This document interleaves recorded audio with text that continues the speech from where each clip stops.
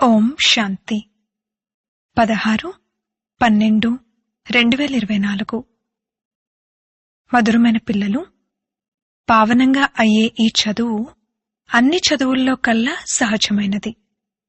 దీనిని పిల్లలు, యువత, వృద్ధులు అందరూ చదువుకోవచ్చు. కేవలం 84 జన్మలను తెలుసుకోవాలి. ప్రశ్న: చిన్నవారైనా పెద్దవారైనా ప్రతి ఒక్కరూ ఏ అభ్యాసాన్ని తప్పకుండా చేయాలి? జవాబు: ప్రతి ఒక్కరూ మురళిని వినిపించే అభ్యాసాన్ని తప్పకుండా చేయాలి. ఎందుకంటే మీరు మురళీధరుని పిల్లలు. ఒకవేళ మురళి వినిపించకపోతే ఉన్నత పదవిని పొందలేరు. ఎవరికైనా వినిపిస్తూ ఉన్నట్లయితే నోరు తెరుచుకుంటుంది. మీరు ప్రతి ఒక్కరూ తండ్రి సమానమైన టీచర్గా తప్పకుండా అవ్వాలి. ఏదైతే చదువుకుంటారో దానిని చదివించాలి. చిన్న పిల్లలకు కూడా ఈ చదువును చదివే అధికారం ఉంది. వారు కూడా అనంతమైన తండ్రి ఇచ్చే వారసత్వాన్ని తీసుకునేందుకు అధికారులే. ఓం శాంతి.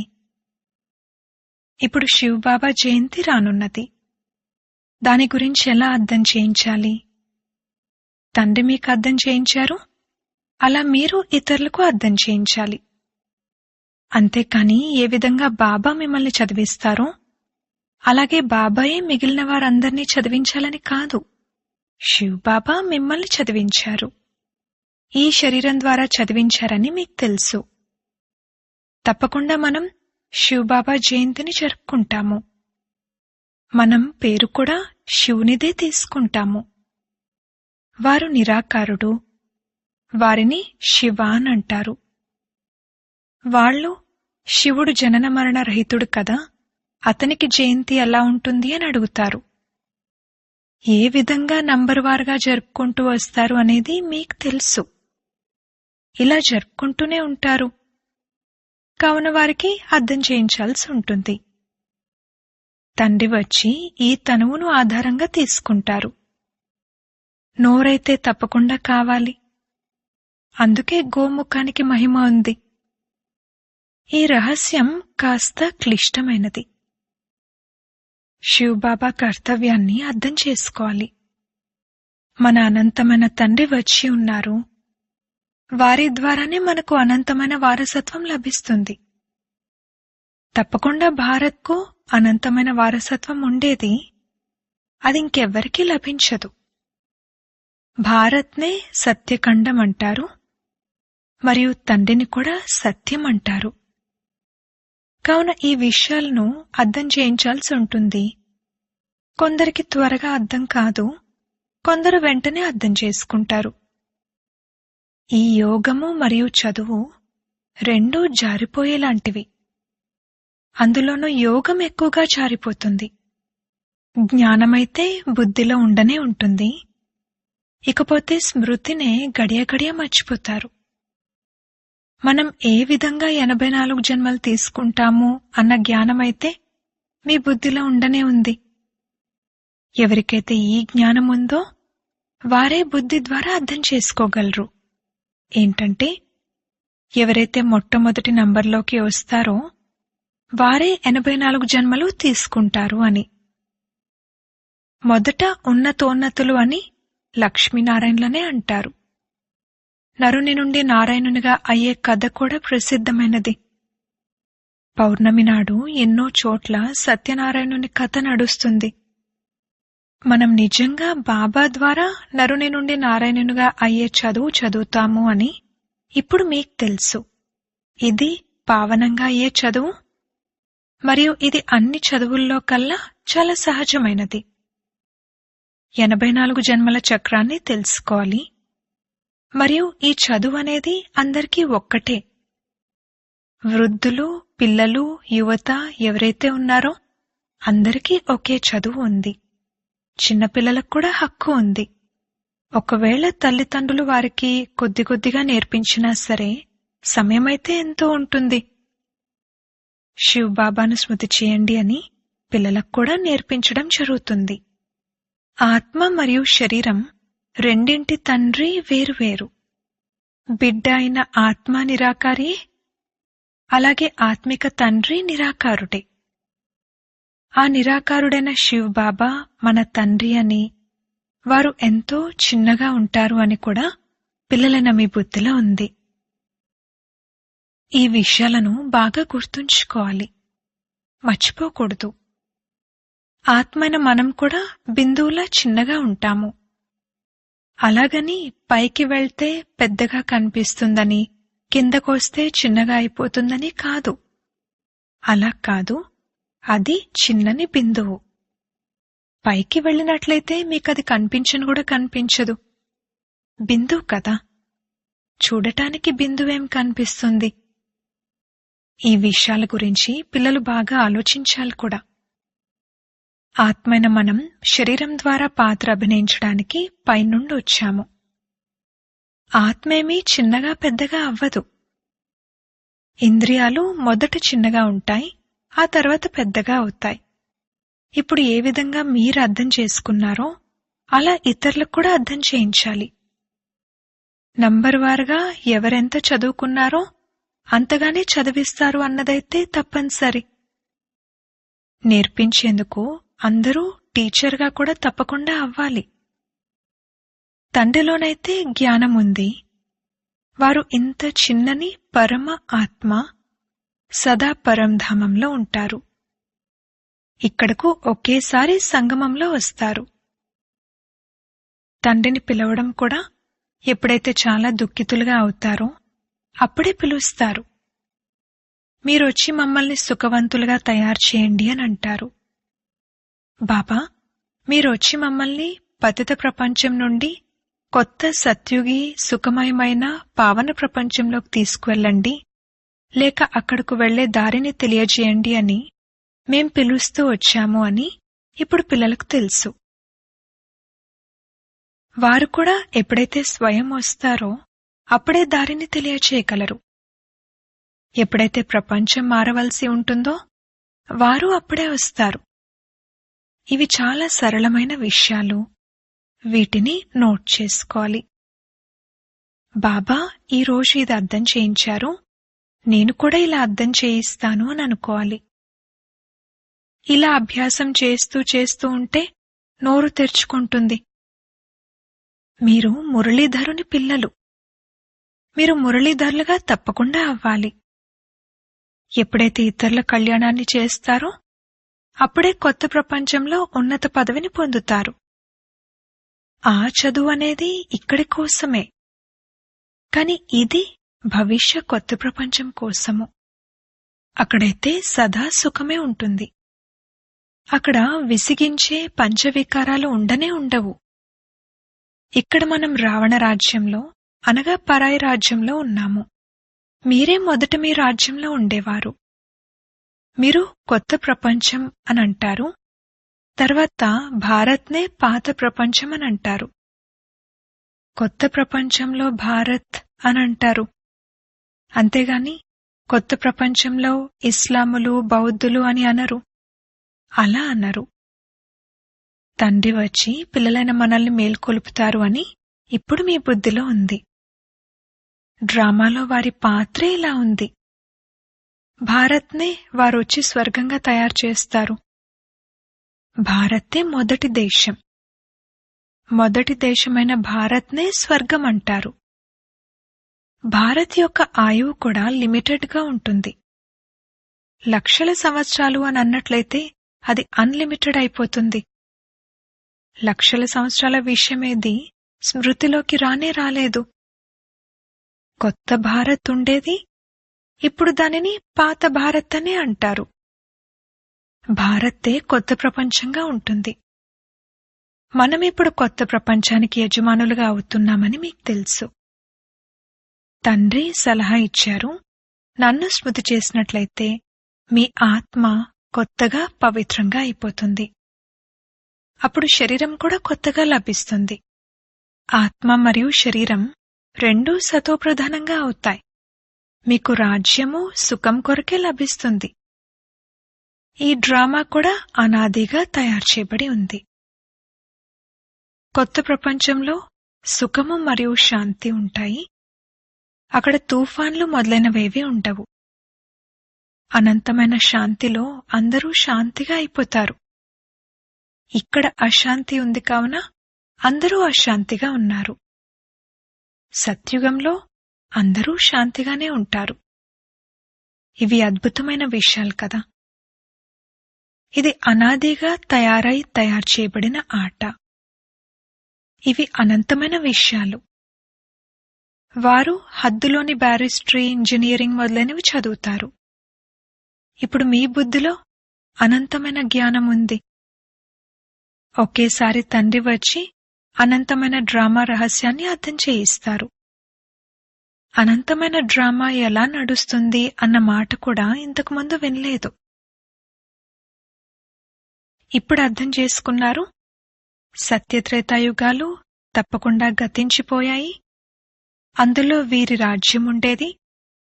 త్రేతాలో రామరాజ్యం ఉండేది. ఆ తర్వాత మళ్లీ ఇతర ధర్మాలు వచ్చాయి.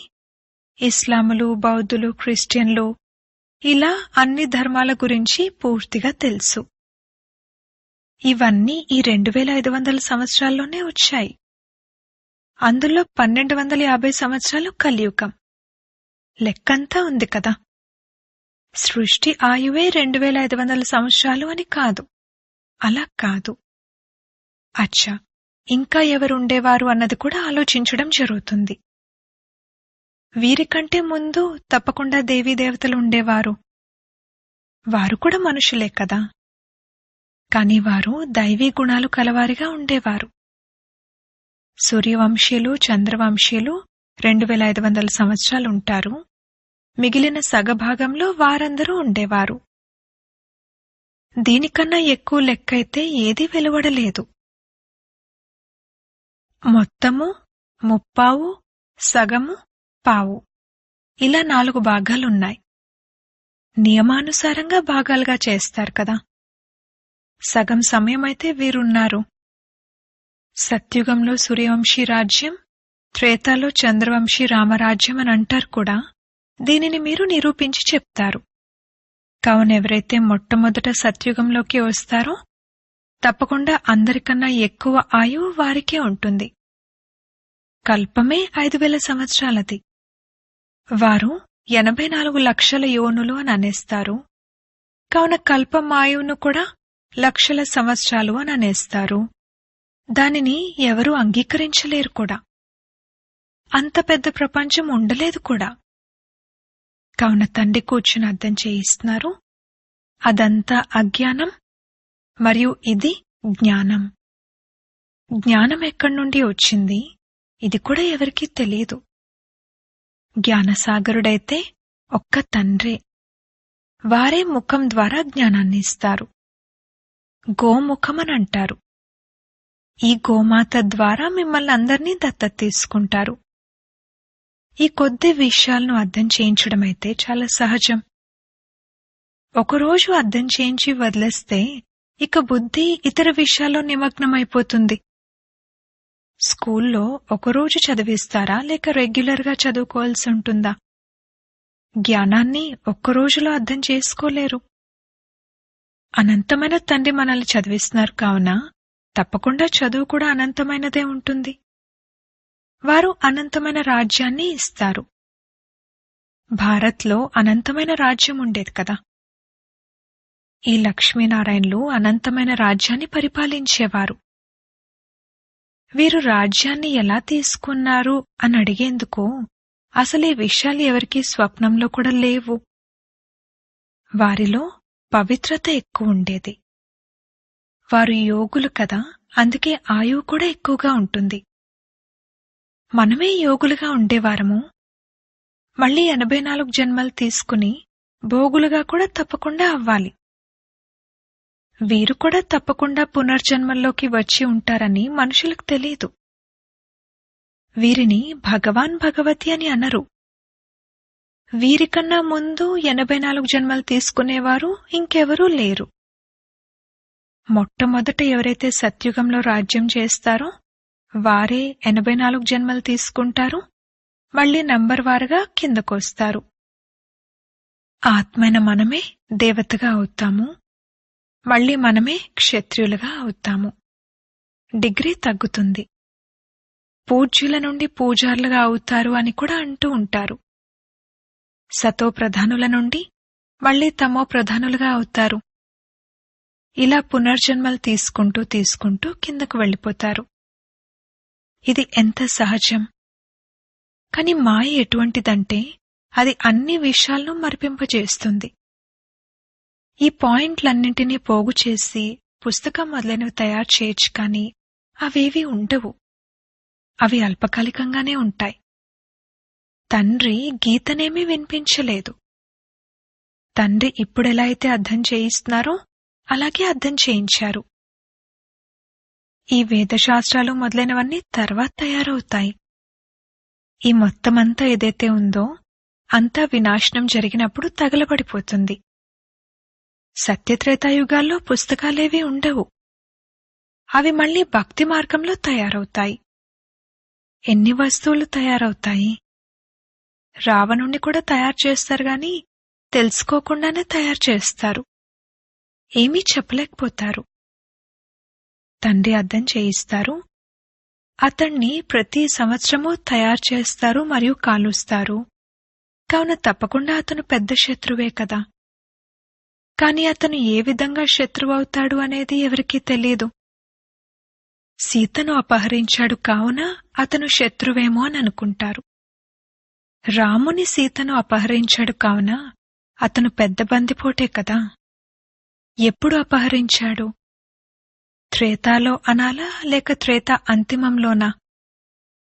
ఈ విషయాల గురించి కూడా ఆలోచించడం జరుగుతుంది. ఎప్పుడు అయితే అపహరించి ఉంటాడు? ఏ రాముడి యొక్క సీత అపహరించబడింది? సీతారాముల రాజధాని కూడా నడిచిందా? ఒక్క సీతారాములే ఉండేవారా? శాస్త్రాల్లో ఈ విషయాలను ఒక కథలా రాశారు. ఏ సీత అని ఆలోచించడం జరుగుతుంది. సీతారాములు 12 మంది ఉంటారు కదా. మరి అందులో ఏ సీతను అపహరించాడు? తప్పకుండా చివరి సీతనే అపహరించి ఉంటాడు. రాముని సీత అపహరించబడింది అని అంటారు. వాస్తవానికి రాముని రాజ్యంలో మొత్తం సమయమంతా ఒక్కరి రాజ్యమే ఉండదు కదా. తప్పకుండా వంశావళి ఉంటుంది. మరి ఏ నంబర్ సీత అపహరించబడింది? ఇవన్నీ అర్థం చేసుకోవాల్సిన విషయాలు. పిల్లలైన మీరు చాలా శీతలతతో ఎవరికైనా ఈ రహస్యాలను అర్థం చేయించొచ్చు. తండ్రి అర్థం చేయిస్తున్నారు. భక్తి మార్గంలో మనుషులు ఎంతగా ఎదురుదెబ్బలు తింటూ తింటూ దుఃఖితులుగా అయిపోయారు. ఎప్పుడైతే అతి దుఃఖితులుగా అవుతారో అప్పుడు బాబా ఈ దుఃఖం నుండి విడిపించండి అని ఆర్తనాదాలు చేస్తారు. రావణుడంటూ ఎవరూ లేరు కదా. ఉన్నట్లయితే తమ రాజును మరి ప్రతి సంవత్సరమూ ఎందుకు కాలుస్తారు? ఆ రావణునికి తప్పకుండా భార్య కూడా ఉంటుంది. మండోదరిని చూపిస్తారు. మండోదరి బొమ్మను తయారుచేసి కాల్చడం అనేది ఎప్పుడూ చూడలేదు. కావున తండ్రి కూర్చుని అర్థం చేయిస్తున్నారు. ఇదంతా అసత్యమైన మాయ, అసత్యమైన శరీరము. ఇప్పుడు మీరు అసత్యమైన మానవుల నుండి సత్యమైన దేవతలుగా అవ్వడానికి కూర్చున్నారు. తేడా అయితే ఉంది కదా. అక్కడైతే ఎల్లప్పుడూ సత్యమే చెప్తారు. అది సత్యఖండము, ఇది అసత్యఖండము. కావున ఇక్కడ అసత్యమే చెప్తూ ఉంటారు. అచ్చా, మధురాతి మధురమైన సిక్కిలదే పిల్లలకు మాతాపిత బాప్దాదాల ప్రియ స్మృతులు మరియు గుడ్ మార్నింగ్. ఆత్మిక పిల్లలకు ఆత్మిక తండ్రి నమస్తే. ధారణ కొరకు ముఖ్య సారము. మొదటి పాయింట్, జ్ఞానసాగరుడైన తండ్రి ఏ అనంతమైన చదువునైతే రోజు చదివిస్తారో దానిపై విచారసాగర మంథనం చేయాలి. ఏదైతే చదివారో దానిని ఇతరులకు కూడా తప్పకుండా చదివించాలి. రెండవ పాయింట్, ఈ అనంతమైన డ్రామా ఎలా నడుస్తుంది? ఈ అనాదిగా తయారు చేయబడిన డ్రామా ఎలా ఉంది? ఈ రహస్యాన్ని బాగా అర్థం చేసుకుని మళ్లీ అర్థం చేయించాలి. వరదానము: పవిత్రత యొక్క శ్రేష్ఠ ధారణ ద్వారా ఒకే ధర్మం యొక్క సంస్కారం కలిగిన సమర్థ సామ్రాట్ భవ. మీ స్వరాజ్యం యొక్క ధర్మం అనగా ధారణ పవిత్రత. ఒకే ధర్మం అనగా ఒకే ధారణ. స్వప్నం లేక సంకల్పం మాత్రం కూడా అపవిత్రత అనగా ఇతర ధర్మం ఉండకూడదు. ఎందుకంటే ఎక్కడైతే పవిత్రత ఉంటుందో అక్కడ అపవిత్రత అనగా వ్యర్థం లేక వికల్పం యొక్క నామరూపాలు కూడా ఉండవు. ఇటువంటి సంపూర్ణ పవిత్రతా సంస్కారాన్ని నింపుకునేవారే సమర్థ సామ్రాట్లు. ఇప్పటి శ్రేష్ఠ సంస్కారాల ఆధారంగానే భవిష్య ప్రపంచం తయారవుతుంది. ఇప్పటి సంస్కారాలే భవిష్య ప్రపంచానికి పునాది. స్లోగన్: ఎవరికైతే ఒక్క పరమాత్మునితో సత్యమైన ప్రీతి ఉంటుందో వారే విజయరత్నాలుగా అవుతారు. ఓం శాంతి.